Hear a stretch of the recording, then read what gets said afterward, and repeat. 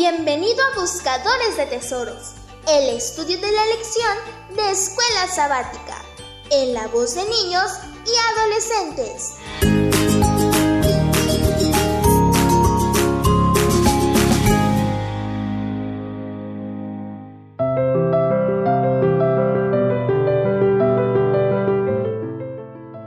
Lección número 4 del día sábado 25 de julio, que lleva por tema Raquel y los mártires. Raquel significa cordero. Voz fue oída en Rama, grande llanto y lamento. Raquel que llora a sus hijos y no quiso ser consolada porque perecieron. En el trayecto encontramos a un grupo que también contemplaba la hermosura del paraje. Advertí que el borde de sus vestiduras era rojo. Llevaban mantos de un blanco purísimo y muy brillantes coronas. Cuando los saludamos, pregunté a Jesús quiénes eran, y me respondió que eran mártires que habían sido muertos por su nombre. Los acompañaba una innumerable hueste de pequeñuelos, que también tenían un ribete rojo en sus vestiduras. El monte de Sión estaba delante de nosotros, y sobre el monte había un hermoso templo. Lo rodeaban otros 7 montes donde crecían rosas y lirios. Los pequeñuelos trepaban por los montes, o si lo preferían, usaban sus alitas para volar hasta la cumbre de ellos y recoger inmarcesibles flores.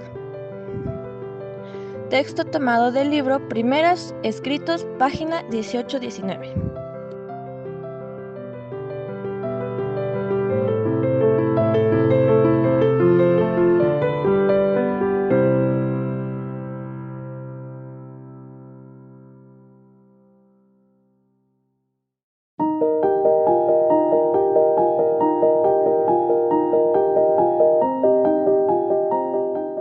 Pregunta número 1. Describe a Raquel, la favorita de Jacob.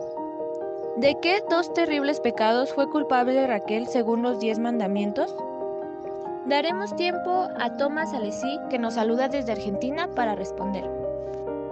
Hola mis hermanos, los saludo desde Argentina, de la iglesia de San Juan. Soy Fabricio Tomás Alessi y en la pregunta de hoy nos pregunta en la escuela sabática, nos dice que nos describamos a Raquel, y en la Biblia nos sale que Raquel era de un lindo semblante y que era de buen parecer. También nos pregunta sobre los pecados de Raquel que tuvo en su vida. Según lo que logra la Biblia, su primer pecado fue robar la estatua de su padre cuando huyó con su esposo Jacob. Y el segundo pecado que ella cometió fue adorar a esa imagen a escondidas de su esposo Jacob. Pregunta número 2. ¿Qué maldición pronunció Jacob, la cual cayó sobre Raquel? ¿De qué mentiras fue culpable Raquel? Daremos tiempo a María Ángel Sánchez, que nos saluda desde Venezuela, para contestar.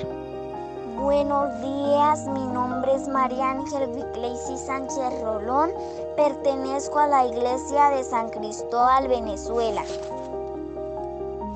La maldición que pronunció Jacob fue la muerte para la persona que había robado a Labán. La mentira de Raquel fue el en ocultar y robar los ídolos, por eso tuvo consecuencia, la muerte. Para hoy en día tenemos que pensar lo que decimos y no mentir, porque esto nos lleva a dañar nuestra comunión con Dios. Amén. Pregunta número 3. Según Mateo, el evangelista, ¿qué simboliza la lamentación de Raquel llorando por sus hijos en Belén? Así como Esaú persiguió a Raquel, Jacob y su familia, ¿qué descendiente de Esaú quiso aniquilar a la simiente de Raquel en Belén? Daremos tiempo a Benjamín Lucero, que nos saluda desde Argentina, para responder. Hola, soy Benjamín Lucero de Argentina y pertenezco a la iglesia de San Juan. En esta pregunta vemos que la simbología del llanto de Raquel por sus hijos fue cumplida en la profecía cuando Herodes, persiguiendo a Jesús, el Mesías mandó a matar a todos los niños menores de 2 años. En los hogares de Belén se escuchó el lloro y el lamento de las madres. También este hecho simboliza el dolor que sentirán aquellas madres cuyos hijos serán llamados al descanso de los tiempos del fin. Para ellas está la promesa que sus hijos serán arrebatados del sepulcro y volverán a los brazos de sus queridas madres para vivir eternamente felices. La subpregunta dice: ¿qué descendiente de Esaú quiso aniquilar a la simiente de Raquel en Belén? El descendiente de Esaú fue Herodes, quien estaba celoso porque iba a nacer un nuevo rey, al igual que su antepasado, Esaú, quien persiguió a su hermano Jacob para darle muerte a él y a su familia. Podemos notar que a través de todos los tiempos, los verdaderos hijos de Dios siempre fueron y serán perseguidos, sufriendo aún hasta la misma muerte. Pregunta número 4. ¿Qué otros hijos espirituales de Raquel enfrentaron el martirio por su fe? En el último tiempo, ¿quiénes también serán mártires? Daremos espacio a Shael Agudelo, que nos saluda desde Londres, para contestar. Hola, os saludo en el nombre de Jesucristo a todos los niños y adolescentes. Mi nombre es Shael Elizabeth Agudelo Saldaña. Tengo 10 años de edad y vivo en Londres, Reino Unido. Soy feliz de haber aceptado a Jesús como mi Señor y Salvador personal. Dios te bendiga y juntos vivamos en la fe de Jesús. Los hijos espirituales de Raquel también son todos los mártires que murieron en la fe de Jesús, quienes fueron apedreados, aserrados, tentados, muertos a espada, anduvieron de acá para allá, cubiertos de pieles de ovejas y cabras, pobres, angustiados y maltratados, hombres de los cuales el mundo no era digno, perdidos por los desiertos, por los montes, por las cuevas y cavernas de la tierra. Otros vivieron en las catacumbas. Esto también sucedió en el periodo de la Edad Media, cuando la Iglesia Católica persiguió y dio muerte a los verdaderos cristianos, hijos de Dios, según la profecía de los 1260 años. En el último tiempo, antes de la segunda venida de Cristo, también los hijos verdaderos de Dios, es decir, nosotros, los que guardamos los mandamientos de Dios, tenemos la fe de Jesús y proclamamos el triple mensaje angélico. Seremos perseguidos, pero en Jesús tendremos la victoria. No debemos temer. Satanás no podrá hacernos daño y Dios cuida de sus hijos. Pregunta número 5. ¿Qué otras debilidades vencieron Raquel y su familia? ¿Dónde enterraron sus costumbres paganas y pecados? Menciona el simbolismo de ese lugar en tu respuesta. Daremos espacio a Joel Alessi, que nos saluda desde Argentina, para responder. Mi nombre es Joel Alessi, soy del país de Argentina, pertenezco a la iglesia de San Juan. En esta pregunta, número 5, vemos que las debilidades que vencieron Raquel y su familia fueron la envidia, contiendas, competencias desleales, celos. Dios nos ayude a que también nosotros podamos vencer a estos pecados sabiendo que en Él somos más que vencedores.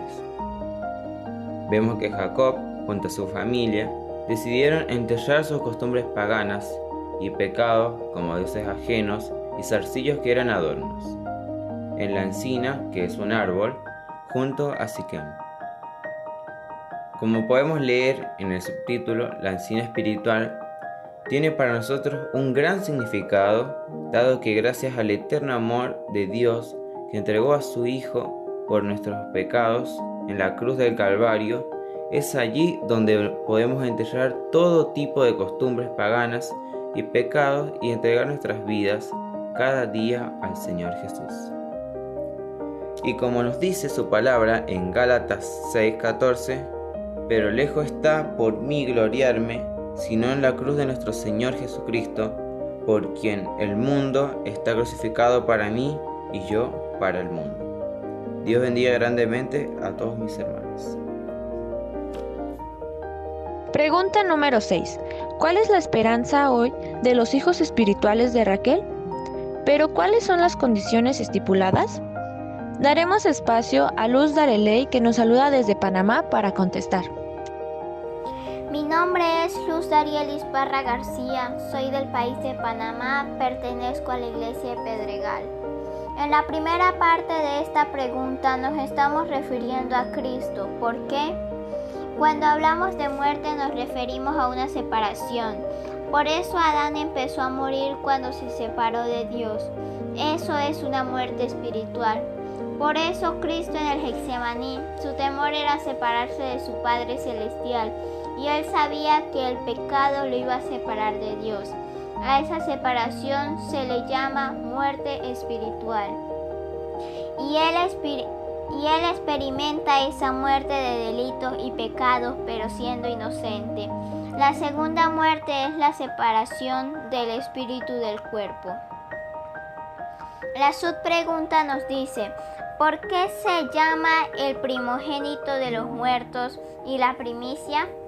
Primogénito es el que sobresale por encima de los demás, el más importante. En sentido espiritual es el más excelso. Moisés fue el primer muerto que resucitó y se fue al cielo, pero Cristo es mayor que Moisés. Moisés no fue perfecto. Entonces Cristo fue el primogénito porque murió sin cometer pecado.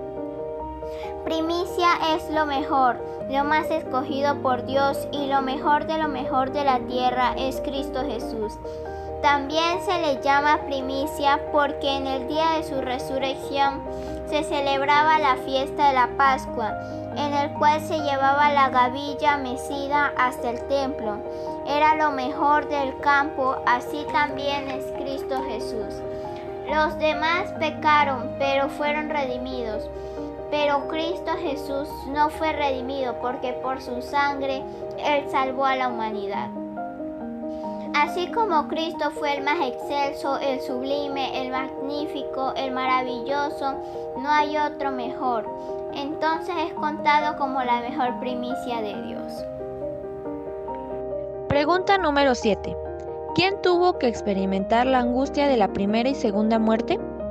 ¿Por qué se le llama el primogénito de los muertos y la primicia si otros murieron y resucitaron antes que él? Daremos tiempo a Aarón Sandoya, que nos saluda desde Panamá, para contestar. Hola, mi nombre es Aarón Sandoya, soy de Panamá y actualmente pertenezco a la iglesia de Volcán. En respuesta a la pregunta número 6, quiero decir que hay una hermosa esperanza para los hijos espirituales de Raquel. Y volverán de la tierra el enemigo. ¿A qué se refiere esto? En Jeremías 31 está hablando también de los mártires cuando Cristo vino a la tierra. El rey Herodes mató a muchos niños y la promesa de que volverían de la tierra el enemigo es que iban a ser resucitados, y esta esperanza también es para nosotros. Las condiciones estipuladas son: negarse a sí mismo significa no hacer lo que queremos, sino lo que Dios manda. Morir al yo y al pecado y seguir a Cristo significa imitarlo en nuestra vida. Si el grano no cae en la tierra y muere, no da fruto, pero al morir da mucho fruto. Asimismo somos nosotros, debemos morir al yo y al pecado. Amén.